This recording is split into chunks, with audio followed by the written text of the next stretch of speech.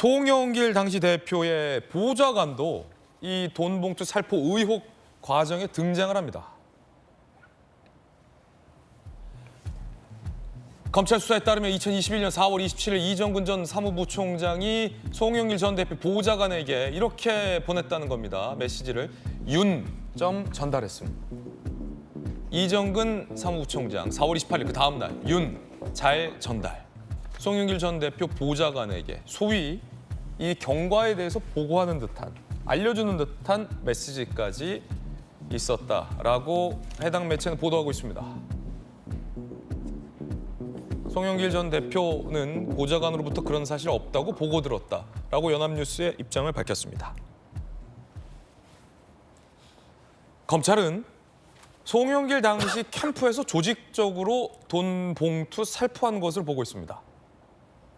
윤관석 의원 등은 부인하고 있고 송영길 전 대표는 보좌관이 그런 일 없다라고 보고받았다라고 얘기했습니다. 송영길 전 대표를 의혹은 향하고 있는데 송영길 전 대표는 지금 파리에 있습니다. 그래서 저희 파리 특파원이 송영길 전 대표를 만나서 단독으로 물었습니다. 채널A 취재 단독. 파리에 있는 송영길 전 대표는 본인의 의혹에 대해서 뭐라고 해명하고 있을까요?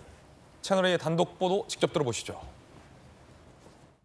윤관석 의원님께서 그 사무실 압수수색 당하셨습니다. 이거 어떻게 생각을 하십니까?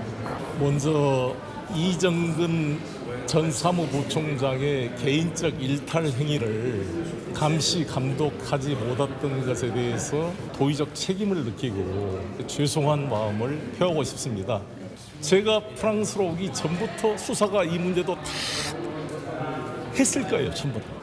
왜 그거를 묶여놨다가 어제 이정근 1심 판결 선고 때 맞춰서 검찰이 압수수색에 들어간 것은 최근에 정치적 수세에 몰리니까 국면을 반전시키기 위해서 검찰이 정치적인 행위를 하고 있는 것이 아닌가. 저희 파리 특파원이 송영길 전 대표를 만나서 물었는데 송 전 대표의 답변은 지금 들으셨던 것처럼 이정근 전 사무부총장의 개인적 일탈 행위에 대해서 감독하지 못한 것에 대한 유감을 표명했습니다. 그리고 이것에 대해서 기획수사다라고 검찰을 비판하는 내용이었습니다. 김용주 의원님 어떻게 보십니까? 이게 개인 일탈이다라는 말이 상당히 좀 오묘한데요. 그렇습니다. 마치 이재명 대표가 유동규의 개인 일탈이다 이런 얘기를 하는 것을 또 느끼게 하는 그런 부분이고요.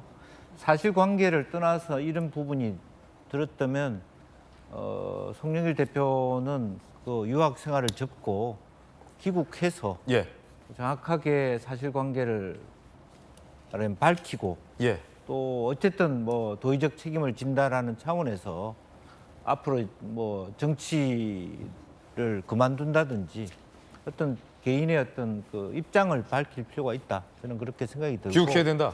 지금 7월까지 그 유학을 한다는 거 아니겠습니까? 네, 그런 부분들이 저는 부적절하다. 물론 다시 돌아갈 수 있더라도 현실적으로 여기 와서 본인과 관련된 이런 상황에 대해서 지금 일파만파로 터져 나오고 있는 부분에 대하여 내몰라라 할 수는 없는 거고요. 보니까 이제 자기 보좌관도 들어와 있고 대전에 무슨 뭐 구의원 이렇게 얘기를 하는데 대전의 구의원은 아마 강내구 감사 협회 그 전 지역위원장의 아마 밑에 있던 사람이 아닐까 그렇게 보여지는데 아마 조사하면 다 밝혀질 일이 아닌가 그렇게 생각하고 언제까지 그냥 일부 개인의 일탈이다 그렇게 말하기는 어렵다 그렇게 보여지고 실제로 강내구 그 전 위원장이 감사협회로 간 것도 바로 선거 바로 2달 뒤에요.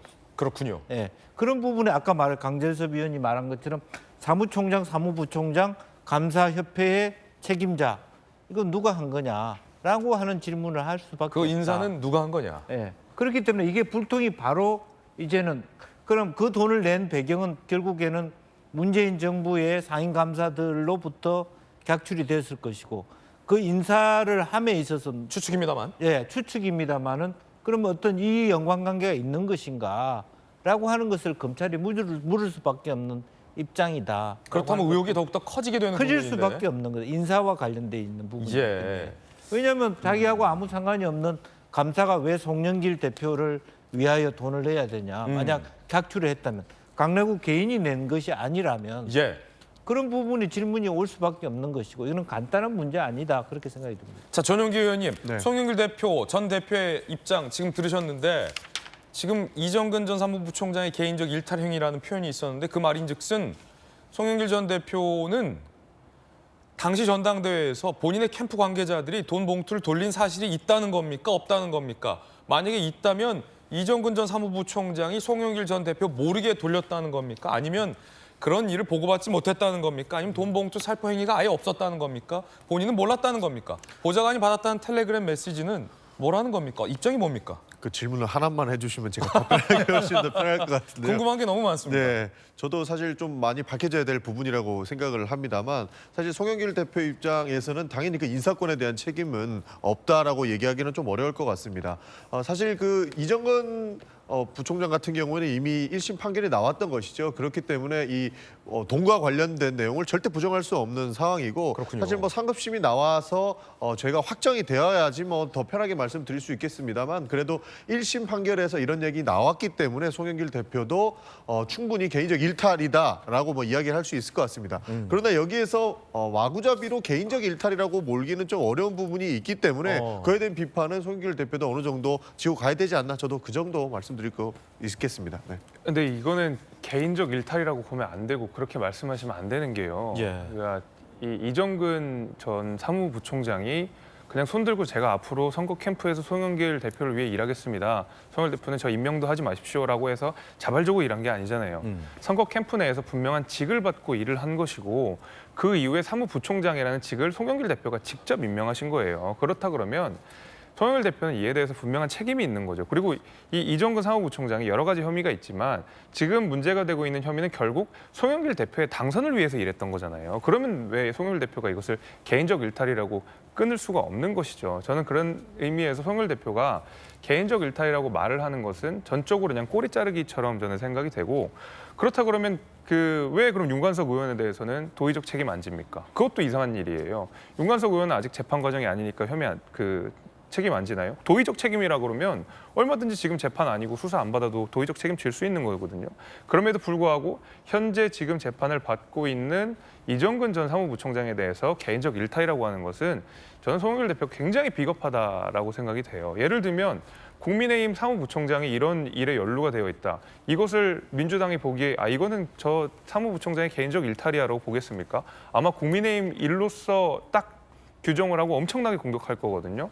지금 최고위원 발언 하나 가지고도 국민의힘 입장이냐고 몰아붙이고 있는 상황인데 이렇게 큰 돈 문제를 가지고 개인적 일탈이라고 하는 것은 송영길 대표가 굉장히 비겁한 대답을 했다 이렇게 생각합니다. 자, 저희 채널A의 파리 특파원이 송영길 전 대표를 찾아간 이유는 국민들의 궁금함을 기자가 대신 물어본다라는 취지도 있고 또 송영길 전 대표 쪽 해명에 반론의 기회를 주기 위해서 저희가 사실은 찾아가서 인터뷰를 진행한 거고 여러분들의 알 거리를 위해서 지금 보도를 해드리고 있는 건데 자 그렇다면 김광삼 변호사님 예. 검찰도 우리 지금 도직구쇼를 보고 있을 거란 말이에요. 채널A 보도를 통해서 송영길 전 대표 입장을 지금 봤을 거란 말이에요. 네. 수사하는 검찰 쪽은 이 송 전 대표의 저 발언에 대해서 과연 어떻게 보고 있을까요? 아마 수사팀 모여서 웃었을 거예요. 일단 이제 우리 개인적 일탈을 얘기하고 있는데 만약 이정근 전 부총장이 자기 돈 가지고 내가 송영길을 대표로 만들어야겠다 하면서 뛰어다니면서 돈을 나눠줬으면 개인적 일탈을 몰아갈 수는 있죠. 근데 그게 아니잖아요.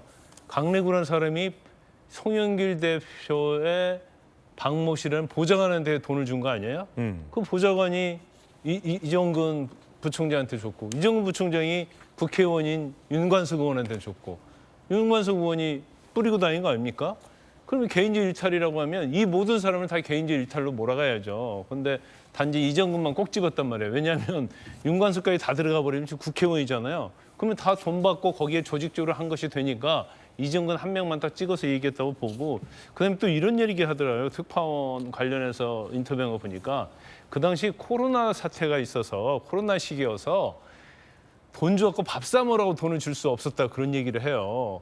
같이 모여서 밥을 먹지 않기 때문에 그래서 돈 줄 이유가 없다는 식으로 얘기하는데 그게 아니잖아요. 권리당원이랄지 아니면 국회의원들은 밑에 권리당원이랄지 또 여러 가지 대의원들을 어떻게 보면 꽉 잡고 있기 때문에 결국 돈을 줘서 그 사람들이 송영길을 찍도록 하기로 한 거잖아요. 예. 근데 이런 이제 변명은 통하지 않아요. 근데 아마 7월에 계획에 의하면 송영길 전 대표의 계획에 의하면 7월에 한국에 들어온 것도 있을 거예요. 근데 7월까지 있으면 안 되죠. 근데 바로 들어와야 하고 아마 검찰에서는 이미 들어와서 조사 받으라고 통보했을 가능성이 커요.